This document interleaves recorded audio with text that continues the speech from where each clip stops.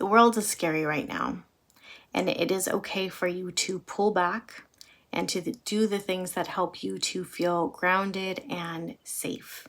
You do not owe your energy to anybody. We are in a state of mourning, and it is okay to pull your energy back so that you can acknowledge that, so you can take care of you. Four of Cups. It may feel as if a lot of people are against you right now. And there are people who are advocating for you, your community, your family. There are people who are rising up. They are protesting. They are making the phone calls. And that might be very difficult to see right now, because all you can see is how you're being treated, how you're being mistreated, or how your community is being mistreated and abused. And the voice of the abusers and their enablers are causing the most damage. They're causing the most harm. And so that is probably what is taking front and center in your mind and in your heart right now. Because you're looking at all of this and you're like, how can they not see this is wrong? How do they not see the injustice while they are screaming that this is justice? And while there are people who might be reaching out to offer comfort, it doesn't take the sting completely away. It helps.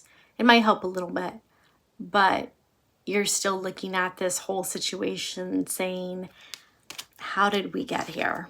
I think we all know how we got here, but still, it's shocking, right? Page of Cups. To me, the Page of Cups can sometimes be a call back to innocence.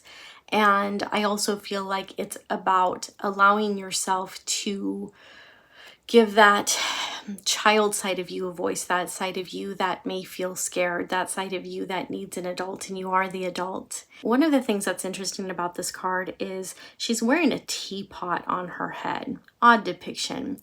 And what this tells me is that she has thoughts that are transmuting into energy and into emotions, and they are pouring out. So allow yourself to be emotional today. Give yourself space so that, and surround yourself with people who can create that space where you can pour out your emotions and you can say what's on your mind without judgment. Five of Wands, fighting, discourse. Everyone's arguing, everyone is fighting. It's just, Five of Wands is a card of chaos, and we are definitely seeing chaos right now, aren't we?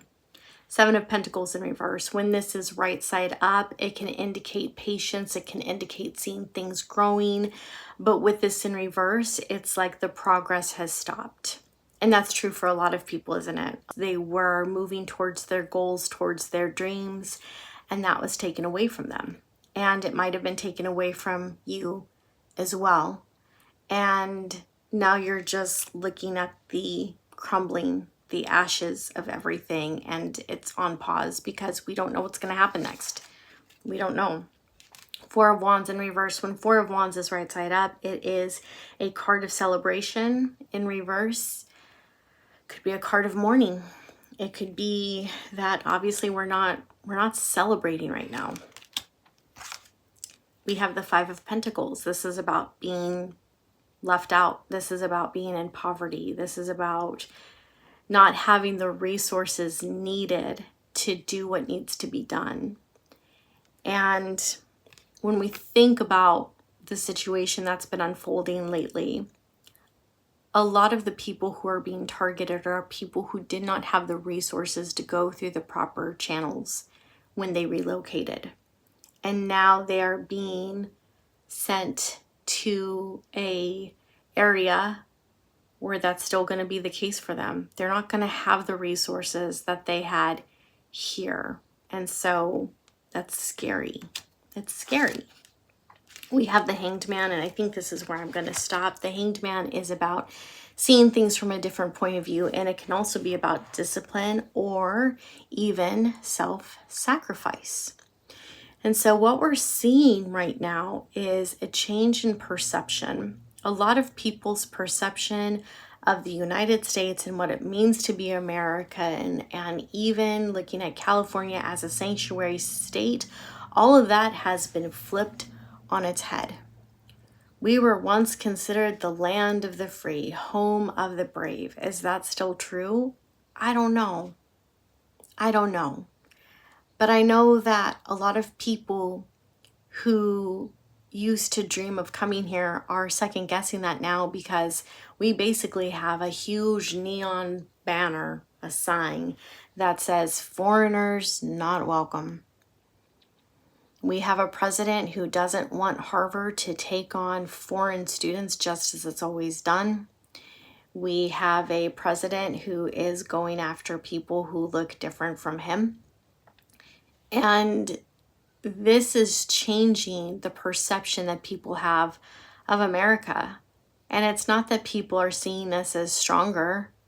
Now they're seeing us as callous, as scary, as unhinged and unstable. And those of us who live here, we don't know what's going to happen next. We have no clue.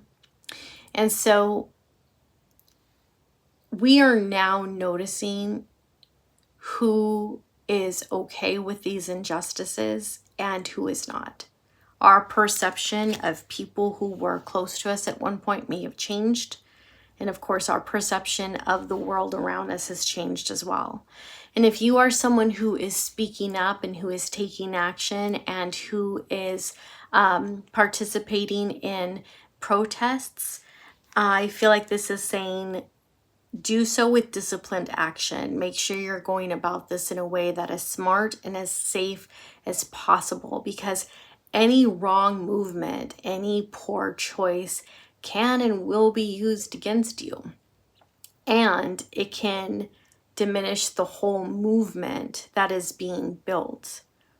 See, I believe that part of the problem here isn't the mass deportation. It's not that the way that this is being handled is incorrect. It's that these are people who are our friends, they are our family, they are our co-workers. Their kids are growing up together. These are our families. They have built roots here regardless of how they got here. And instead of mass deporting them, why aren't we taking the proper steps to just make them legal? Why don't we give them the proper paperwork? Why don't we make that easier? Like I said earlier, one of the reasons that so many come over undocumented is because they don't have the resources to go through the proper channels. It's not available to them. They don't have the money. They don't have maybe the vehicles. It's not easy. And if you have never been poor, if you have never grown up destitute, if you have never been homeless or hungry, and just for the sake of transparency, I have been those things. I have been homeless several times in my life, unfortunately. As a teenager, unfortunately, my parents made some very bad decisions, and that resulted in us being homeless. And so unless you've been in that situation, you do not understand the gravity of desperation that it takes to do whatever is necessary to provide for you and your family. And so of course you're going to do what you can to go to a place where there's more opportunity, even if you can't get there by the proper channels. And is that breaking the law? Maybe, but is it a crime? Is it hurting anybody? No, it's not. And again, there are a lot of people who come here without the proper paperwork. And once they get here, and once they work, and once they really kind of prove that they are functional members of our society, they get their green card, they get their citizenship. There are proper channels they can go through afterwards. Let's make that available to them. So that is my reading for you today. Yeah, I wish I knew what else to say, but I'm there with you. I feel your heart, and we're all in this together. I really hope that good wins.